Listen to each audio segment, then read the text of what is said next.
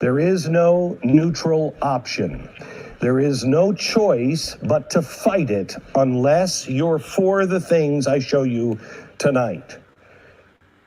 We are up against something that has been so well planned out, but we can change this if we stand up and wake up. I'm going to show you more on this later, but this is a questionnaire that is part of one public school system's gender support plan. This is to be given to kids as early as kindergarten. Notice the box, students assigned sex at birth. And then the other box right next to it for the student's gender identity. Now, this goes on to establish a point of contact for the student to have people at the school the student can get counsel from regarding their gender identity. It specifies whether the child's family is aware of any of this and what the school should do if the parents aren't aware or aren't supportive. Let me just say this. If you had a family member, let's say a creepy uncle, that had your third grader alone and said, listen, we're just going to talk about things like your gender and sex, and we're not going to tell mom and dad. That's a family member.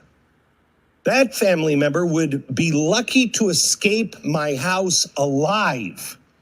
This is an entire system doing this to all of our kids. Teachers are actively discussing gender identity to kids as early as 5 years old. Not only that, keeping it secret from the parents is part of the plan. Let me ask you something. What couldn't you convince a 5-year-old?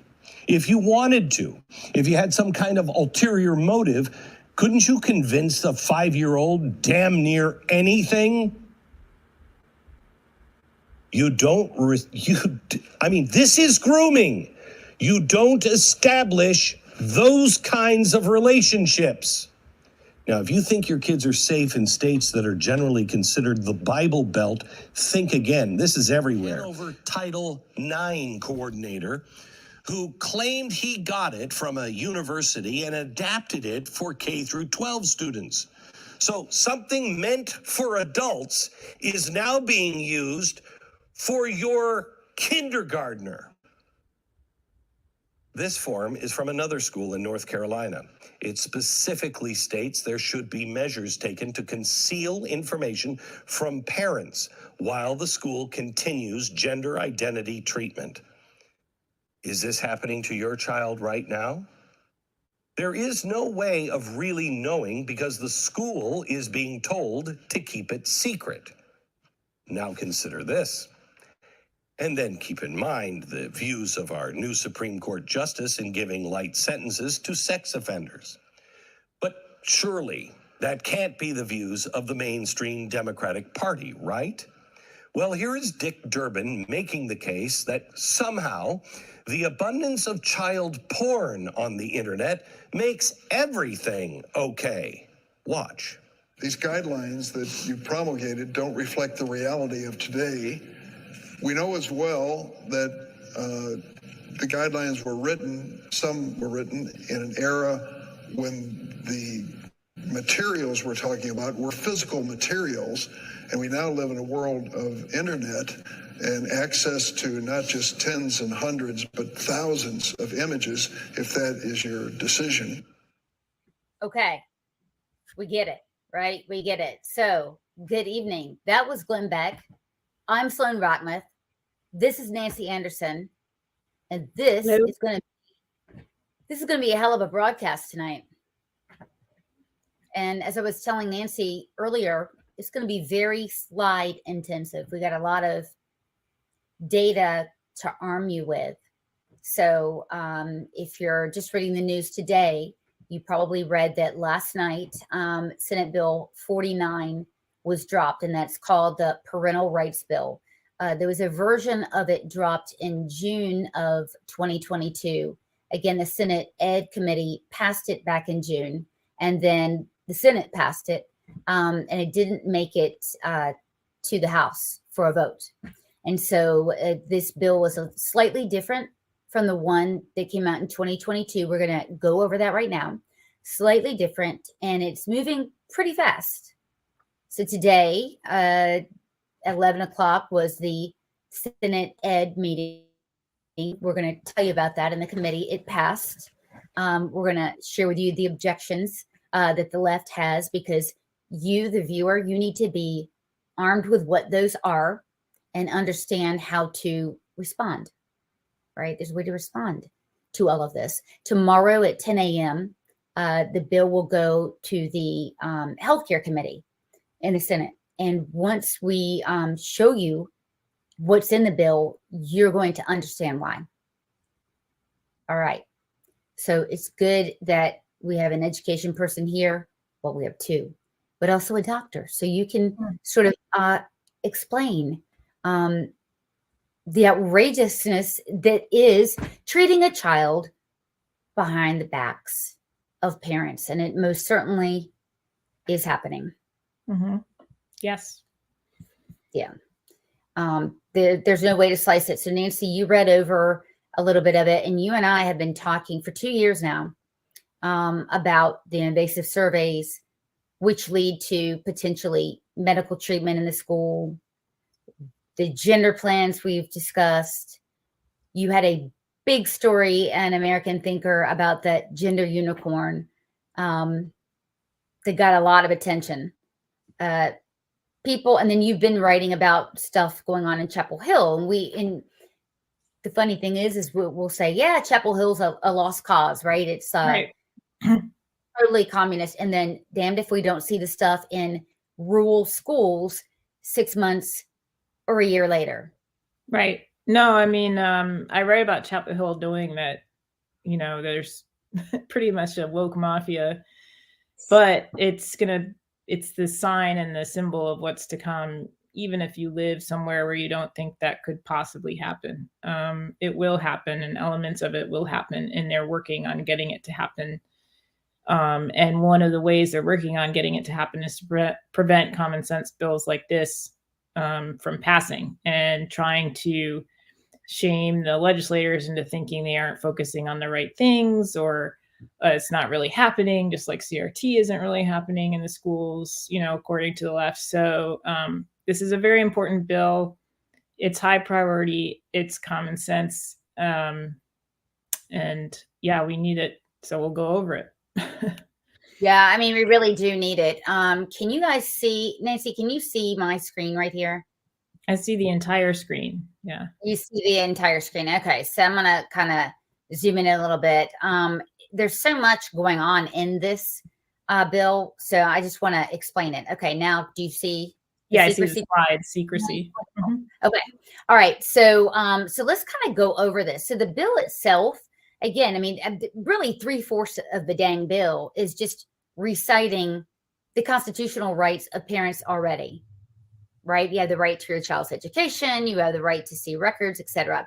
But the real theme that caught Nancy and I was the theme of secrecy, because that's really what it is. And don't think of it as your local teacher and local corner school keeping secrets. It is the government keeping secrets about your child from you. That is not hyperbole. That is what's happening. So basically, these are the tenets you need to remember, and I want you to really internalize this so you can socialize this. Can't keep gender changes now secret from parents. Now, a lot of people think, well, this is, benign. This is not a big deal. Let me tell you something. There are 3 phases of a sex change. Number 1 is a social transition. Bullet number 1, that means a social transition. Number 2, before a person has sex reassignment surgery, they are required to be on cross-sex hormones and or puberty blockers for 12 to 18 months. And then it's surgery.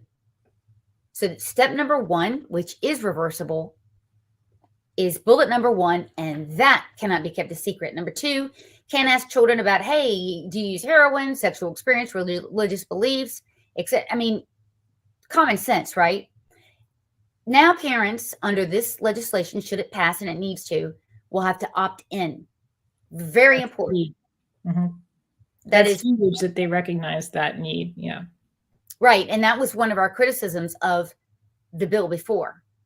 The bill before was just, you got to make sure that you tell parents. Well, I mean, hell, you can bury, right, these facts on a Facebook page and say, hey, by the way, in 2 weeks, we're going to have this survey. And then who looks at that? Okay.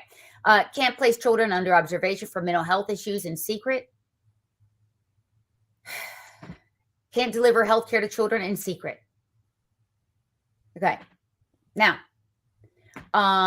so one of the criticisms that we had from today really is that, look, Republicans did a great job. Thank you, Senator Galey. Thank you very much, Senator Lee. And then, I think it was Lisa Burns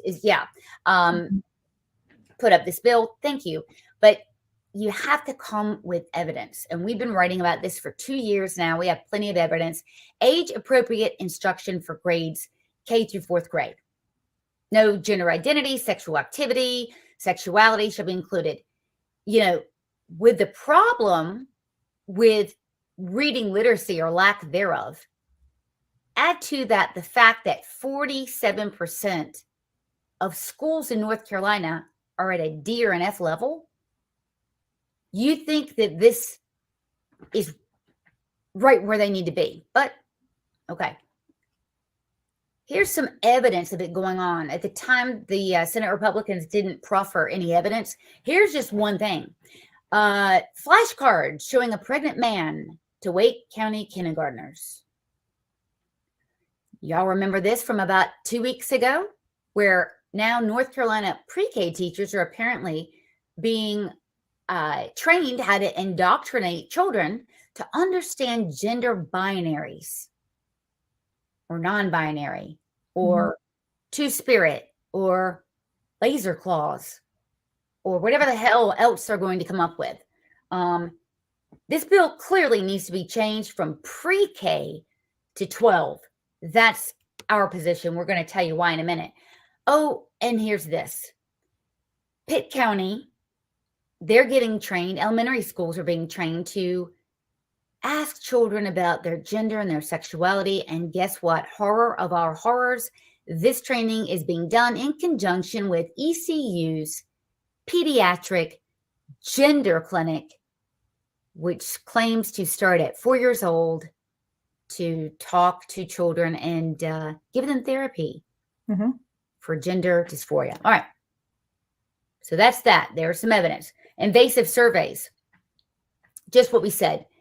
But this is actually law for FERPA. Mental psychological problems, sex behaviors or attitudes, all of course self-incriminating, tidbits. This can be used against you by the, who is it? Government. Why would you tell the government if you sold drugs? Why would you tell the government if you are doing drugs? I mean, you shouldn't be doing it, yeah. But what, I mean, Nancy, what, teenage boys, they always like to prank around. What if they bubble in? Yeah. I don't know how they can really take these seriously, because you don't know who's messing around with the answers, because some of the questions are just so ridiculous. And it doesn't really make any sense to me. And I think this is an important change from the last bill, like you mentioned, that was proffered, is that now these are opt-in. So the parent, one of the ways they would, try to get more responses and more data would say, well, the parents have to opt out. And it's very easy to miss emails, Facebook announcements, like you said. But now the school deliberately has to inform the parent, give them the information, make sure the parent sees the announcement, and the parent has to give permission to opt in for their kid to take the survey. So it's just much more transparent, much better method of communication between parent and school, to build trust with teachers. So this part of the bill makes absolute sense. And it's a great thing that North Carolina would have something like this. It's, we live in a different age than we did even 5-10 years ago. And we need these kind of protections for parents and kids. Yeah, I mean, for all kids, without a doubt. And so I'm making a prediction, an informed prediction. I'll bet you the number of parents that say, "Sure, ask my kids about." By the way, parents need to be able to see the survey. That's another thing the bill says. But I'm almost sure that a parent of an 11-year-old, 12-year-old, hell, a 16-year-old would look at a survey like the ones we're going to show you and say, "Yeah, I want my kid answering these questions." I bet it goes down to like 2 kids per school. I mean, Yeah. I mean, and here's the take home, guys. You shouldn't be asking questions like this. I get it; it's a public health thing, etc. But I mean, I'm the social researcher here. You're the clinical researcher. In social science, I mean, when you give a self report, Mhm. I mean, they're not reliable. I mean, I can take a survey before I have my coffee and come in as completely depressed. By the end of the day, right, I'm manic, or Right. it's a snapshot. Right. And a lot of them are very feelings based. And like you said, with these kids, they can change, feelings, and they're just overall unreliable and very intrusive. And you don't know, like I said, with this self-report, you don't know who's checking off the box to have a laugh and that kind of thing. So uh and quite frankly, districts are spending, hundreds of thousands of dollars on these things, tens of thousands of dollars on these companies to come in and give these surveys, which could be going towards academics or to the students who have needs, and could be funding those things. So I think when parents are more involved, have to know what the surveys are, have to know the questions, some real scrutiny will come on. Okay, how much are we actually paying for this, and how useful is it? And maybe we can redirect the funds towards something that's more of a priority. Correct. And teacher pay is a big thing for us. Right. Like It's a teacher big thing pay. for teachers. Yeah. Yeah. I mean, we would like to see, a 10 to 15% raise. The left always is off the charts and not reasonable. They're asking for a 25% raise. I think if we cut this stuff out and we cut the DPI down by 50%, that could easily bring the Mhm. starting pay of a teacher up from $37,000 a year, which is ridiculous, to somewhere in the neighborhood of 42 or 45,000. That's Right. really where it should be. It's where it needs to be. Teaching as a profession. It's not on the same scale as flipping burgers. Nothing wrong with that. But it's a Yeah. profession, not a job. And we Why? need to, Right. Sorry. Why invest in third party survey companies when you can invest in your teachers, right? yep. Like, Yep. And by the way, none of these questions have anything to do with education. right. This is, by the way, you're looking at a DPI CDC survey. Let me tell you how they're given biannually. And allegedly, the schools are selected at random to participate.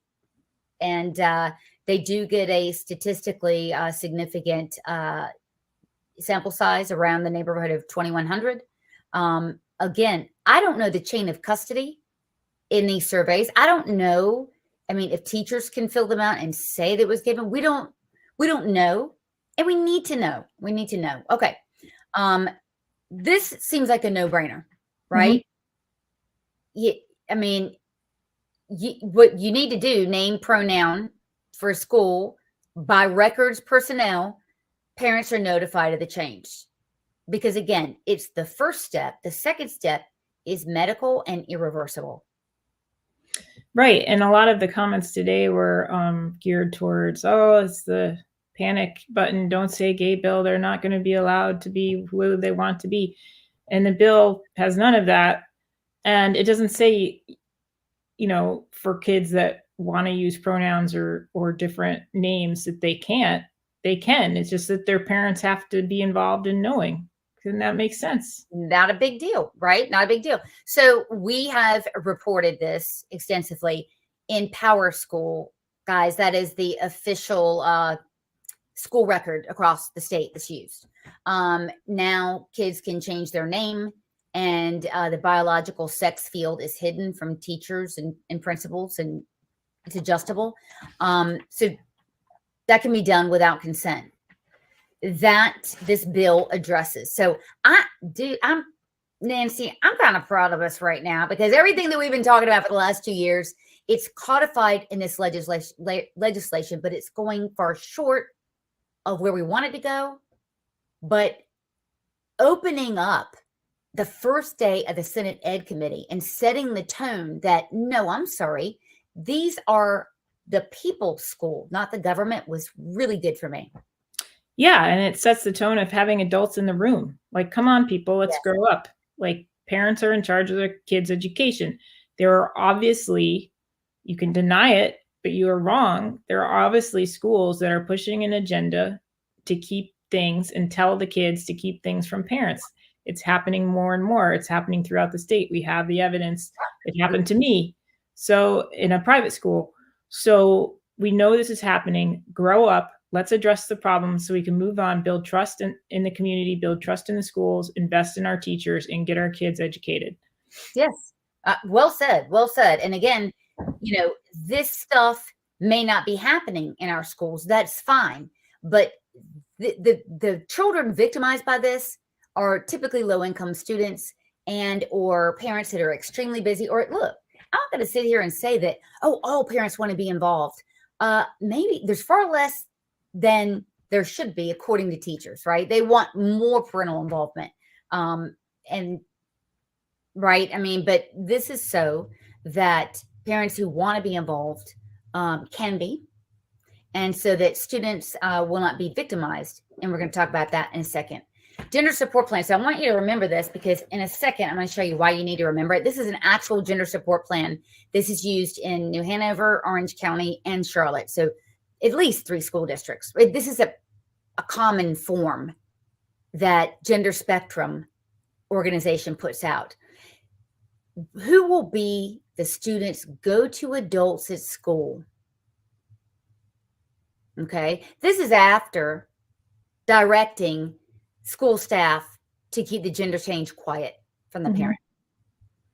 Yeah. And we have personal records that, people who are afraid of losing their jobs came to Ed First that said, I was told by the school to keep this secret from parents. Similar stories ended up on the facts task force. I know the left likes to make fun of it. But there are documented stories from school counselors and social workers in schools who are afraid of losing their job, who want to stay anonymous, who are being told, I have to keep this a secret from the caregivers, parents, grandparents of the child. It's documented, it's happening. And Gender Spectrum, I can tell you, like, Orange County's gender plan, support plan, was basically word for word ripoff from this Gender Spectrum .org website. These are activist groups that are coming in pretending to be medical professionals, pretending to be the only voice, and usurping public education for their activist desires. And that's completely inappropriate. Yeah. And kids are caught in the crosshair as usual. And so that's plain not right. Cumberland County. Okay. That's right in the Fayetteville area. Thank you, Julissa. They have, I'll bet you out of the 115 school districts, far too many of them have them, right? One is too many as far as we're concerned. Okay. So let's get to the meat of this and the real issue here, because it really is the problem, I think. And it's this, when we talk about grooming, it's not just us saying it. It's on the DPS website. I'm going to show you. Okay. So the law right here, this is the law, is that, and this is a good law, all personnel need to be trained in youth mental health, suicide prevention, substance abuse, sexual abuse, sex trafficking prevention, teenage dating violence. Yeah. Nobody's going to disagree. So the law's on top, policy is at the bottom, right? You're going to promote all of this stuff in school. to all school units, etc. I mean, if you're gonna, I mean, if we're gonna have open borders like we have, right, by and large, you got to train the staff on human trafficking, because that's, you know, going to be a central hub. Okay, so that's the law, the policy. Check this out. This is on the DPI website right now today. The grooming process of sexual predators. Okay. This is according to the DPI, and I couldn't agree more. So the next slide, we went to the top of the mountain, the #1 training organization that trains everyone on the left, by the way, from Google to Lyft to Amazon to school, every school district. Here's the warning signs. Ready? Victim selection. Observe victims and select them based on ease of access or perceived vulnerability. Remember the questionnaire?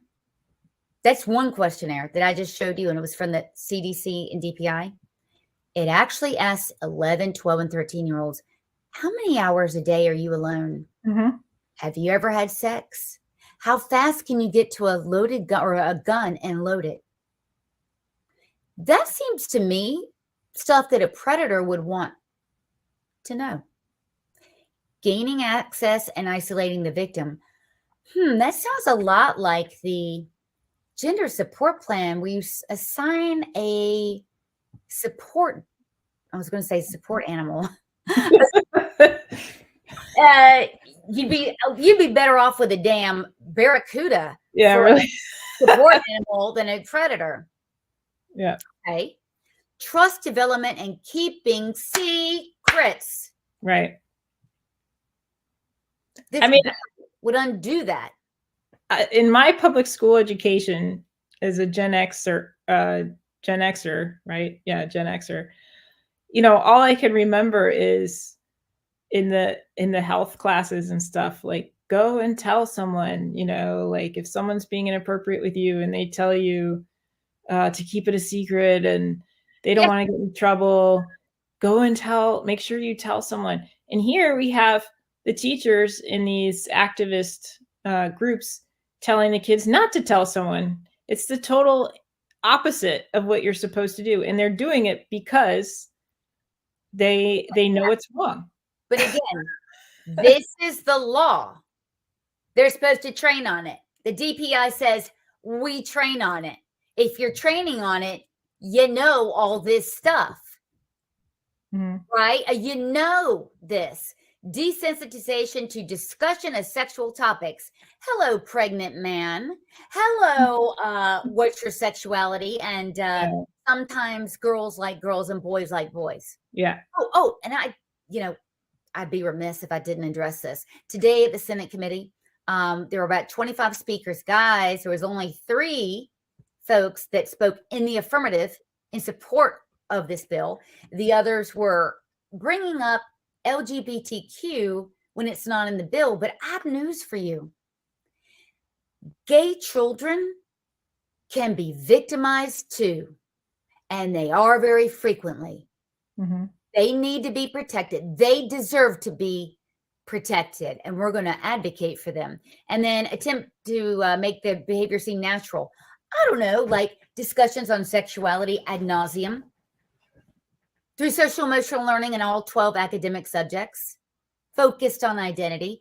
That seems to be normalizing that. So I did a cursory inquiry for the last 8 weeks on who's been arrested for being a sexual predator. Okay. They've been arrested for it. They've been charged in North Carolina. This cretin has apparently, they think, molested several children in Lee County. Just came out today, a few hours ago, Edgecombe County, sex assault, 1 or 2 victims.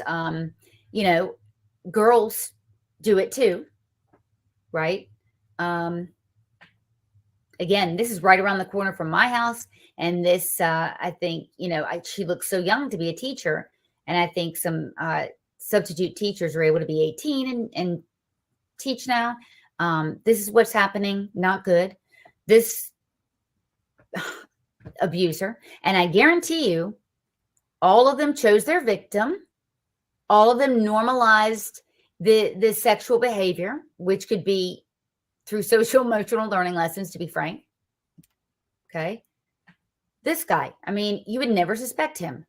He was a former police officer. He was a coach. He was all these things, 4 charges of statutory sexual offense with children under 15, 4 counts of first-degree sexual exploitation of a minor. And here we go, rape, incident with a student, that's Transylvania. So in other words, you know, what we're talking about, what we're saying is that keeping secrets, can't do it. Wayne, you're asking me, yes, charter schools are required to do this. Yes. So teachers are trained on it. And by the way, I've spoken with a number of teachers over the last 2 years who have unfortunately been a coworker of a teacher who has abused children, and they found out about it later, and it's very traumatic for them. Yeah, keeping secrets leads to a lot of problems, and parents need to be in the know.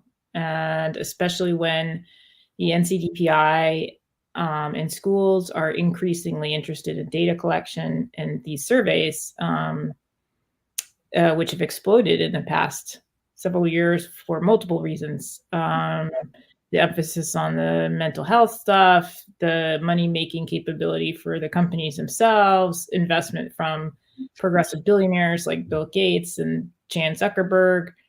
So yeah, we have to deal with, as a state, we have to deal with at the legislative level, which is in charge of the education, the ultimate boss for education in the state, over the school board, state school board and DPI, a way to deal with these surveys and this information that keeps parents informed.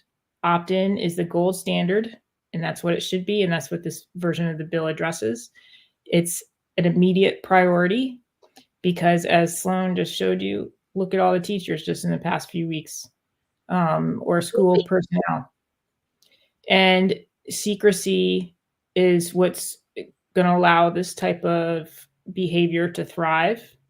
So parents have to be in the know when it comes to these surveys, what's being asked, who's asking them, if they're okay with their kids being asked, that type of thing. Because what rational person would have a problem? What rational person would want to keep a parent from knowing these questions on the survey? If the surveys are just so important, so we cannot educate without these surveys. Well, if they're that important, then you need to let the parents know what they are, why they are, what's in them. And schools are not doing that, not to the degree that they need to be done. And so this bill addresses that, and it's very important in its forefront. And I, applaud, like Sloan said, those who are putting this bill forward. And we need to support them as much as possible because this is a priority. Because again, like I said earlier in the broadcast, it builds trust in the community, trust in schools. You open the floodgates for communication between schools and parents. They start trusting each other more. They want to invest more. They see the good teachers, and then we can focus on educating our kids and giving teachers the reimbursement that they need and the resources they need. We don't have to deal with this crap, And when it comes to cost, so last year we did a report that the DPI asked for $9 million for panorama surveys. That's just one survey. Very many schools give up to 6 and 7 surveys a year. Mm-hmm. So, you take that, you take a lot of these things, and we're actually putting together a report right now where we're going line item by line item, and we're saying that can be cut, right? We've got to get money to the classrooms. Teachers shouldn't be responsible for paying for their own supplies. We've got to get our arms around discipline, etc. So I venture to say that, when we're talking about rural areas, and North Carolina is second only to Texas in terms of rural territory. They're not perhaps up on all the SEL, but I will tell you this. A lot of the pictures I showed you, Nancy, those are teachers in rural areas. So Transylvania, there's 2 other ones that were just popping up. So if you think that this problem is just a Wake County or Charlotte-Mecklenburg or a New Hanover problem, you're wrong. This bill, we need it everywhere. Mm-hmm.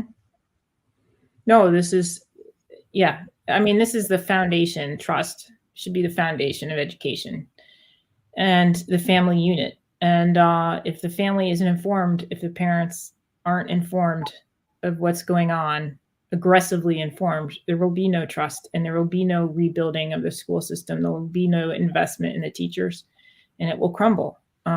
So for all of the legislators today who were whining and carrying on about, what about these other things that we just talked about, the Hunt Institute, and this didn't come up, and I can't believe this is the first bill of the session.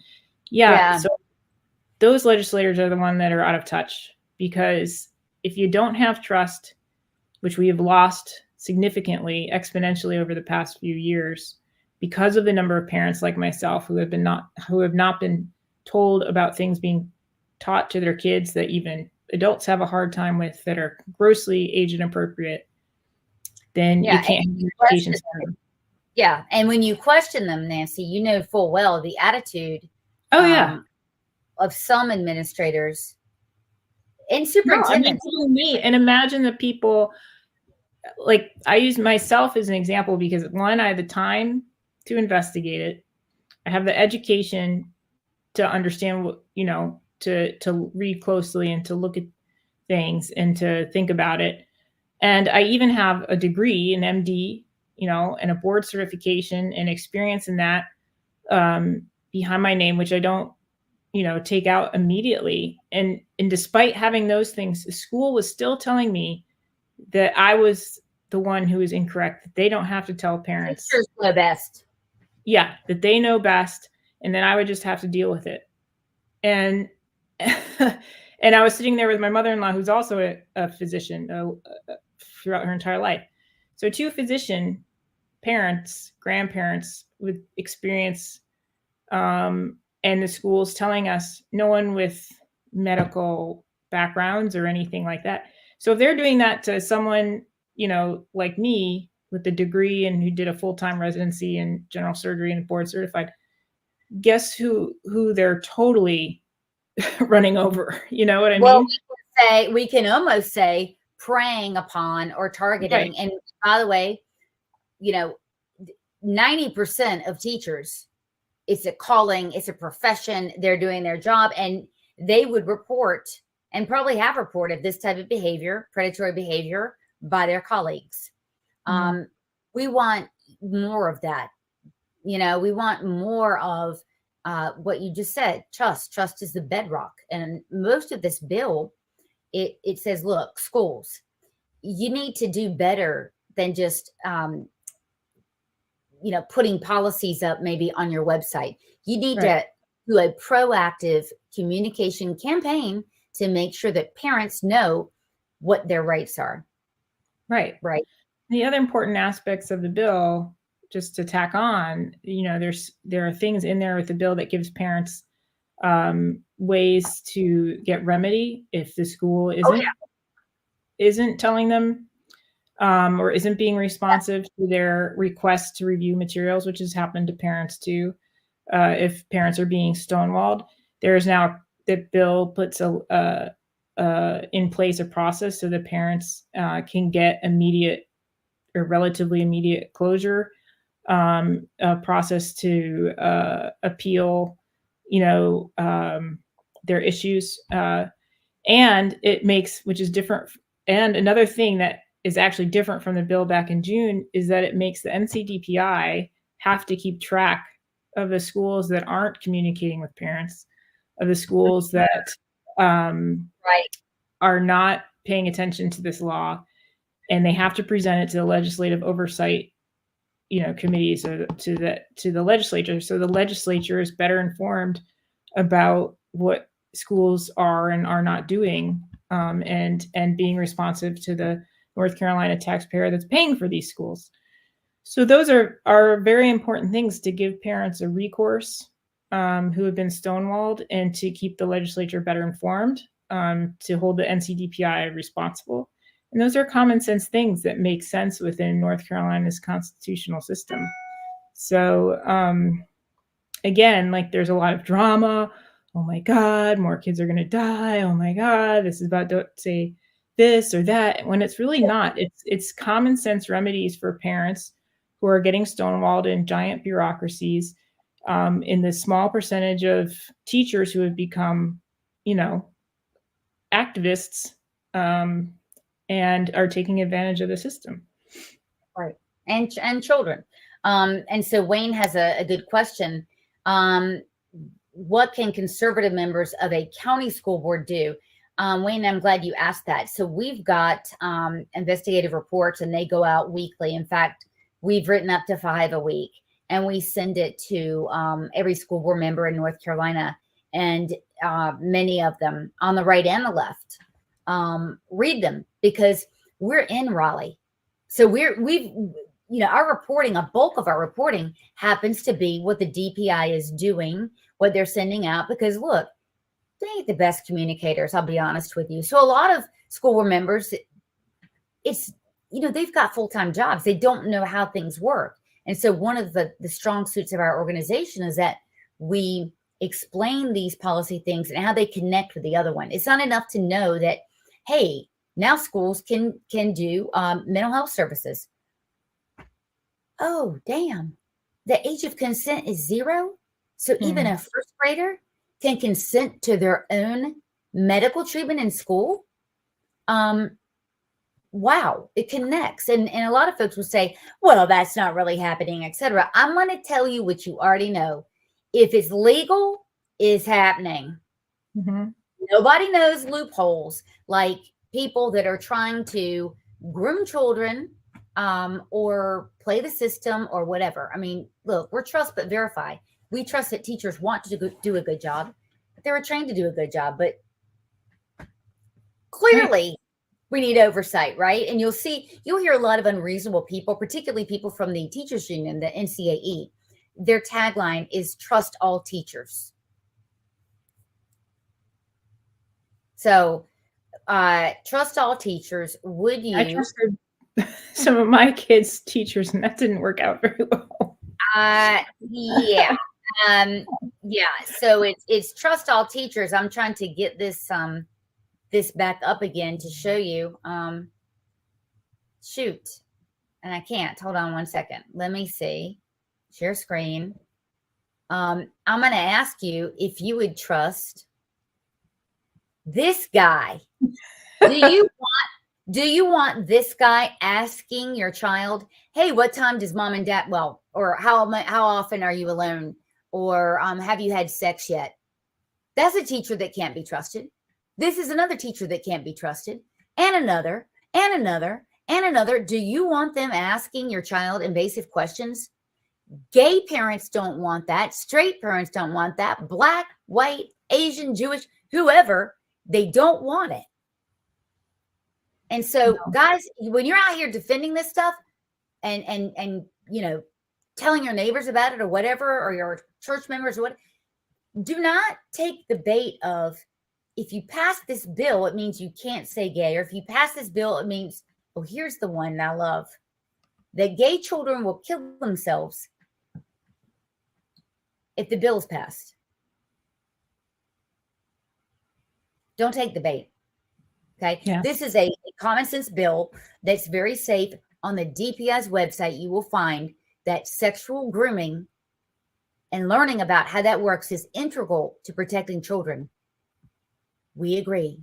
And now it's going to be codified in a law that those measures to stop that from happening will actually now be in place. And as you mentioned, parents will have a way to sue, and they don't now. There's something called qualified immunity. And unfortunately, that covers a heck of a lot of bad behavior inside of the school. Mhm. So It also keeps medical professionals from soliciting in schools, and punishes them as well if they do anything without parent knowledge, including reporting to the licensing boards and of the state, and being subjected to a fine. And that's important too, because the way things are going in the state, there's going to be more and more telehealth, meaning medical professionals zooming in to schools while parents are at work. And we need to set those boundaries because you, I mean, this That's is going to go so fast. So the complaints that this isn't a priority bill are totally unjustified. This is very much a priority bill. These things are happening fast. These schools are becoming more and more community centered. Yeah. And we need some boundaries, and this bill provides that. Yeah, and we need recourse and responsibility. The thing I love about it, like you said, Nancy, it has teeth, right? It gives parents the ability to hold people accountable for very, very dangerous things. Now, let me tell you what's going to happen tomorrow morning, 10 a.m. This goes to the Senate Health Committee. I hope that some of you will be encouraged to show up. If you cannot, I would like for you to commit tonight. Here's the challenge. You're going to call 5 of these offices in the morning, first thing, and say, I support you and I support this bill. We have to support these senators. There are unreasonable people that are going to be making unreasonable arguments, i.e. gaslighting the public about this. You need to be well armed. You need to educate people. We've asked for this bill. We have asked for the senators to give us this bill. We've got to do our part. Now, Ralph Hayes, we backed strongly. We know what Ralph is going to do. He put up the Youth Protection Act, and he is very reliable for this. He can carry this just fine. Amy Bailey is behind the bill as well as Lisa Barnes. Yeah, and Lisa Barnes. Kevin Corbin. He needs to know what's up. I would concentrate on Kevin Corbin. Now, you know, a senator, nobody here, but a senator may say, hey, I'm accountable to the people in Wake County or whatever. Well, if you're sitting on a committee, you have a role in governing the entire state. Just because these folks are not your representative, in this instance, it doesn't matter. Now, these Republicans, all of them have said they are in lockstep against this stuff. Again, Kevin Corbin is the only one that I'm not sure of. Benton, sorry, he's out of Johnston County. He is a new guy, but I can tell you Johnston County very definitely supports this bill. Jim Perry. I mean, these are strong conservatives. I'm sure that they're going to do the right thing. That's not the problem. You need to let them know that the people are with them because there is a mob. Yes. There's a mob and they are ready to go.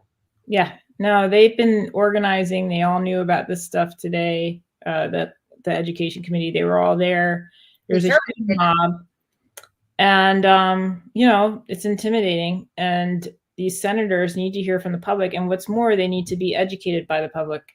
You need to give them, if you can, the straightforward examples that you've seen that we showed here in the beginning that are throughout EdFirst's website. I have a Facebook private page for No Left Turn in North Carolina where we break down a lot of curriculum examples and policies that you can go through and use in examples specifically set up for that. So if you search for that on Facebook, I have example letters on there. I have letters that I write with evidence that you can use, all that thing.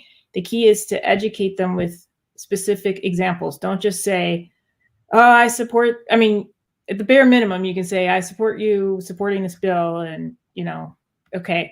But you need to go one step further if you can and give them some ammunition. You know, this happened at this school. Here's the report. therefore there is evidence this is happening. My sister's kids got this survey she didn't know about. This is happening. Anything you can do to give them some ammo in their pockets to prove that this is needed, because it is needed, and to refocus the conversation from, oh my God, all these kids are going to die, to this is what we're trying to fix in the system. You have to be the adult in the room, just like what you said. What I'm going to do is this. I'm going to get a story out there tomorrow. And what I'm going to do is I'm going to make sure that that slide presentation is going to be available to you guys, because I just got a few text messages, and they're, you can write it on here, but hey, you need to publish this stuff. We're going to do that. We're going to put that stuff up there. I was like, yeah, we do. And so you will know that each part of the bill is matched to what is going on and what we've said for 2 years, and it codifies it. Moreover, it's going to foster communication, everything that you said, Nancy. So with that, we're going to bid you adieu. Make sure you sign up for the newsletters, because you're going to get every single report. And like I always tell you, it's not enough for you to do something. I want you to share it with 10 friends. You have to do that. You best be believing that Facebook is throttling us. We had 100 viewers, and now I've gotten a couple messages that Facebook has dropped the viewers. So we're being throttled, and we're going to need you to help carry the message for us. Mm-hmm. Yep. All right. All right. So have a great evening, guys. We're going to follow up with you as the news comes out. Sign up for the newsletter. Look for it tomorrow morning. It will hit, and you'll have the facts to arm yourself and enter into battle. Mm-hmm. Absolutely. Get the facts. Educate the legislators. Don't assume they know everything. They don't. And fight for your kids. Absolutely. All right. Have a good night. Bye, guys.